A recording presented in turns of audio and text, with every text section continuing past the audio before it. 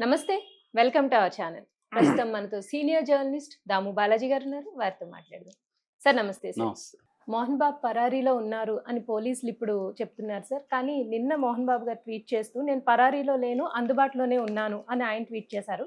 కానీ పోలీసులు మాత్రం కాదు, ఆయన కుటుంబ సభ్యులు మాత్రం అందుబాటులో ఉన్నారు కానీ మోహన్ బాబు అందుబాటులో లేరు అని పోలీసులు చెప్తున్నారు. దీన్ని మనం ఎలా అర్థం చేసుకోవాలి? ఇందాకే పహాడీ షరీఫ్ పోలీసులు అనౌన్స్ చేశారు. మోహన్ బాబు మాకు అందుబాటులోకి రాలేదు. ఆయన గన్నుని మేము హ్యాండ్ ఓవర్ చేసుకోవడానికి, ఎందుకంటే ఆల్రెడీ గన్ లైసెన్స్ వాళ్ళకి రద్దు చేశారు టెంపరరీగా. విష్ణుకి, మోహన్ బాబుకి గన్స్‌ని కూడా సరెండర్ చేయమన్నాడు. విష్ణు చేశాడు గానీ ఈయన చేయలేదు. సో, ఈయన్ని అడిగితే మేము మీతో ఎట్లాగో విచారణ నన్ను చేయాలి గదా! మీరు విచారణ సందర్భంగా నేను చేస్తాను అన్నాడు గానీ, వీళ్ళు లేదు మాకు గన్ను చేయాల్సిందే అన్నప్పుడు ఆయన అందుబాటులోకి రావట్లేదు. అంటే ఆయన ఆచూకీ ఎక్కడుందో తెలీదు మాకు అని ఇందాక పోలీసులు అనౌన్స్ చేశారు. యాక్చువల్‌గా గత 2 రోజుల నుంచి మోహన్ బాబు పరారీ 5 టీములు వెతుకుతున్నాయనే వార్తలు మీడియాలో వచ్చాయి. కానీ మోహన్ బాబు దాన్ని ఖండిస్తూ నేనెక్కడికి పారిపోలేదు. ఇంట్లోనే వైద్యం తీసుకుంటున్నాను. అనారోగ్యంతో ఉన్నాను. సో, అట్లాగే నా బెయిల్ గూడా ఆహ్, రిజెక్ట్ అయిందని జెప్పారు.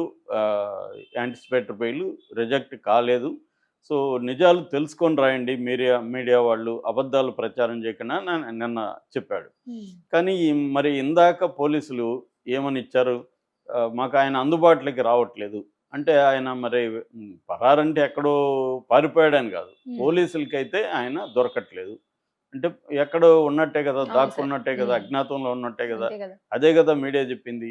కాకపోతే మీడియా కొంత ఎక్స్‌ట్రా పదాలు వాడొచ్చు. హ్మ్. కానీ ఎసెన్స్ అయితే ఏంటి? పోలీసులకి ఆయన అందుబాటులోకి రాలేదంటే హ్మ్. అర్థమేంటి? ఆయనే ఎస్కేప్ అవుతున్నట్టే కదా! సో, మరి ఆయనేమో నేను ఎస్కేప్ అవ్వట్లేదు ఇంట్లో ఉన్నానంటారు. మరి హ్మ్. పోలీసులేమో ఈ దొంగ పోలీస్ ఆటలాగా అయిపోయిందిది. మధ్యలో మీడియాని బ్లేమ్ చేస్తున్నారు హ్మ్. మోహన్ బాబు. మీడియా ఏం చేస్తుంది? పోలీసులు చెప్పిందాన్ని రిపోర్ట్ చేస్తుంది అవును. మీడియా. సో, ఆయన మరి అందుబాటులో ఉంటే పోలీసులు ఎందుకు ప్రకటిస్తారు? హ్మ్. అది మేజర్ ప్రాబ్లమ్. అయితే ఇక్కడ కొన్ని డెవలప్‌మెంట్స్ అయితే మనం చెప్పుకుంటే ఆహ్, డిసెంబర్ 10న మోహన్ బాబు విలేకరుల మీద, మీడియా మీద దాడి చేశాడు. అందులో రంజిత్ అనే టీవీ9 విలేకరికి ఇక్కడ బోను 3 చోట్ల ఇరిగింది. ఆయనకి చిన్న రాడ్డేశారక్కడ. టీవీ5 విలేకరుల మీద కూడా దాడి చేశాడు. వాళ్ళకి కూడా గాయాలు తగిలాయి. దీంతో వీళ్ళు ఆయన మీద హత్యాయత్నం కేసు పెట్టాలని డిమాండ్ చేశారు. ముందుగా అయితే 118 వాలంటరీగా హత్య చేయడం అనే సెక్షన్ పెట్టారు. బిఎన్ఎస్ భారతీయ న్యాయ సంహిత. దాని తర్వాత ఈ ప్రెజర్ రావడంతో హ్మ్. పోలీసులు 109 పెట్టారు. 109 అంటే అటెంప్ట్ టు మర్డర్, హత్య చేయడానికి ప్రయత్నించడం. ప్రయత్నించారు. హత్యాయత్నం. హ్మ్. సో, ఆ సెక్షన్ కింద పెట్టినప్పుడు అది నాన్ బెయిలబుల్. దాంతో ఈయన ఏం చేశాడంటే 438 కింద బెయిల్ కోసం, యాంటిసిపేటరీ బెయిల్ కోసం హైకోర్టులో ఎళ్లారు. ఈయన తరపున మామిడి అవినాష్ రెడ్డి పిటిషన్ ఏసాడు. అక్కడ అది జడ్జి గారొచ్చి జస్టిస్ లక్ష్మణ్ బెంచ్ దగ్గరికెళ్ళింది. ఆయన దాన్ని పెండింగ్‌లో ఉంచారు. అంటే మామూలుగా ఇలాంటి బెయిల్ పిటిషన్ ఏమో కౌంటర్ అడుగుతారు పోలీసుల్ని. దాదాపు 8 మందేమో వీళ్ళు ప్రతివాదులుగా కూడా చేర్చారు దాంట్లో. అంటే గవర్నమెంట్ డీజీపీ దగ్గర నుంచి అందరిని. సో, వాళ్ళకి నోటీసులెళ్తాయి. వాళ్ళు బెయిల్ ఈయనకి ఇవ్వొద్దని వాళ్ళ ఆర్గ్యుమెంట్స్ ఉంటాయి. ఇవన్నీ జరగాలి బెయిల్ హ్మ్. అంటే. హ్మ్. ఎప్పుడు బెయిల్ ఇస్తారు, ఎప్పుడు బెయిల్ ఇవ్వరు అనేదానికి జనరల్‌గా ఏముంటదంటే, ఈ బెయిల్ ఇస్తే ఈ వ్యక్తి సాక్షుల్ని బెదిరించొచ్చు, లేదా ప్రలోభపరచొచ్చు, ఓకే. లేదా హ్మ్. సాక్ష్యాధారాలను తారుమారు చేయొచ్చు, లేదా ఫ్లైట్ రిస్క్ పారిపోవచ్చు విదేశాలకి అని 3 కండిషన్‌లలో జనరల్‌గా బెయిలు వద్దని వీళ్ళు చెప్తారు. అయితే ఆయన ఈ 3 నేను చెయ్యను, నేను దీనికి కోఆపరేట్ చేస్తానన్నప్పుడు బెయిల్ వస్తుంది మామూలుగా. హుహు. సో, అయితే నాన్ బెయిలబుల్ కేసుల్లో యాంటిసిపేటరీ బెయిల్ రావడం కొద్దిగా డిఫికల్ట్. రెగ్యులర్ బెయిల్‌కేసుకోవాలి. అయితే ఈయన బెయిల్ పెండింగ్‌లో ఉందని చూపిస్తుంది. నేను ఇందాక గూడా ఆహ్, తెలంగాణ స్టేట్ హైకోర్ట్ వాళ్ళ దీంట్లోకి సైట్‌లోకెళ్ళి ఈయన పొజిషన్ చూసాను. దాంట్లో పెండింగ్ అనే వచ్చింది తప్ప ఓకే. హ్మ్. రిజెక్టెడ్ అని రాలేదు. హ్మ్. కాబట్టి పెండింగ్‌లో ఉన్నట్టు మోహన్ బాబు ఆ విషయంలో కరెక్ట్‌గానే చెప్తున్నాడు. హ్మ్. పెండింగ్‌లో ఉంది. ఇంకొక రెండో పిటిషన్ గూడా ఏసారు వీళ్ళు. దాన్ని మాండమస్ అంటారు. హ్మ్. మాండమస్ రిట్ అంటే అర్థమైందంటే, గవర్నమెంట్‌ని గాని, పోలీసుల్ని గాని ఆదేశించాలి. ఏమని? ఏదైనా పని చేయమనో చేయొద్దనో ఆదేశించమని కోర్టును అడిగేదాన్ని మాండమస్ రిట్ అంటారు.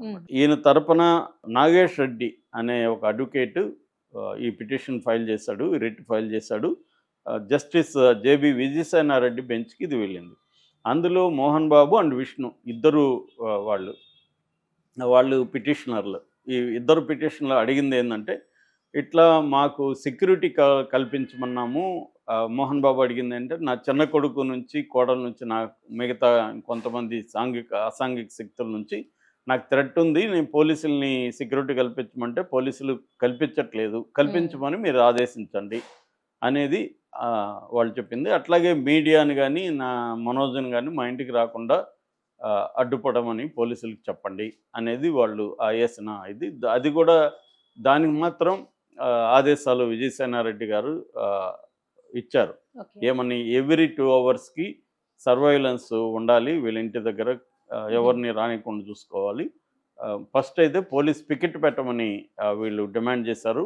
కానీ పబ్లిక్ ప్రాసిక్యూటర్ పోలీస్ పికెట్ పెట్టడం సాధ్యం కాదు అని చెప్తే, దాని తర్వాత ఈ సెక్యూరిటీకి సంబంధించి సర్వైలెన్స్ పెట్టండి, కొత్త వ్యక్తులు ఎవరు వాళ్ళ ఇంట్లోకి పోనీయకుండా చూసుకోండి అనేది పోలీసుల్ని ఆదేశించారు. సో ఈ 2 అంశాలు జరిగాయి కోర్టులో. అంటే ఒకటి, యాంటిసిపేటరీ బెయిల్ రాలేదు కాబట్టి నిజానికి పోలీసులు అరెస్ట్ చేయాలంటే చేసుకోవచ్చు, అరెస్ట్ చేయొద్దనేమి దాంట్లో లేదు. ఆర్డర్ నేను చదివాను, దాంట్లో మేము ఇది తేలే వరకు అరెస్ట్ చేయొద్దంటారు మామూలుగా, అదేమీ లేదు. బెయిల్ పెండింగ్లో ఉంది, ఈయన పిటిషన్ పెండింగ్లో ఉంది. కానీ పోలీసులు ఏమన్నారు, ఈ లోపల ఆయన విచారణకు రమ్మన్నారు. ఆయన ఏం చేశారు, హాస్పిటల్లో జాయిన్ అయ్యారు. నాకు హెల్త్ బాగాలేదు, అది కూడా ఈ రిట్లో వాళ్ళు అడిగారు.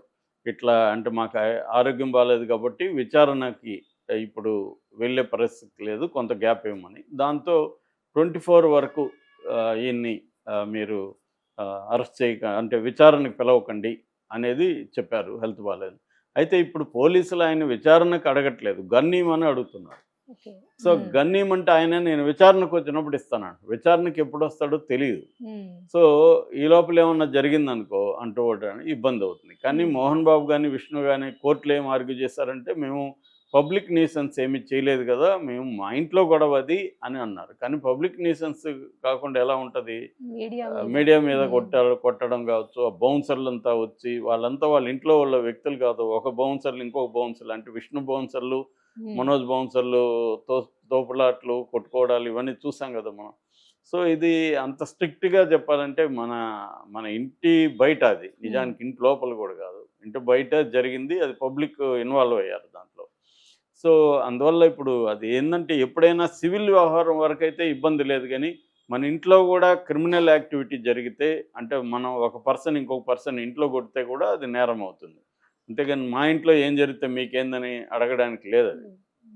సో వాళ్ళిద్దరూ బయటికి చెప్పకపోతే ఓకే, ఇప్పుడు ఎవరినో కొట్టారు ఇంట్లో, వాళ్ళు సైలెంట్గా ఉంటే అది ఓకే. కానీ ఒకరు ఆ దెబ్బలు తిన్నోళ్ళు బయటకు వచ్చి మమ్మల్ని కొట్టారంటే ఇట్స్ ఏ క్రైమ్.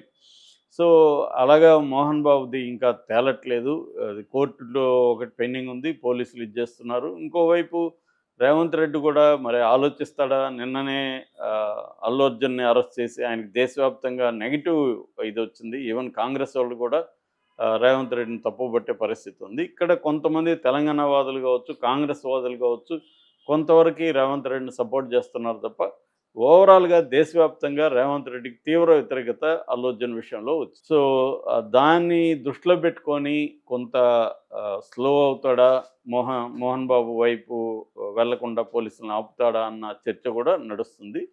ఏదేమైనా మోహన్ బాబు పరారులో ఉన్నాడు అని ఇండైరెక్ట్గా పోలీసులు ప్రకటించారు. సో ఆయన ట్వీట్ ఆ రకంగా ఆయన ట్వీట్కి విలువ లేకుండా పోయింది. Right sir, thank you sir.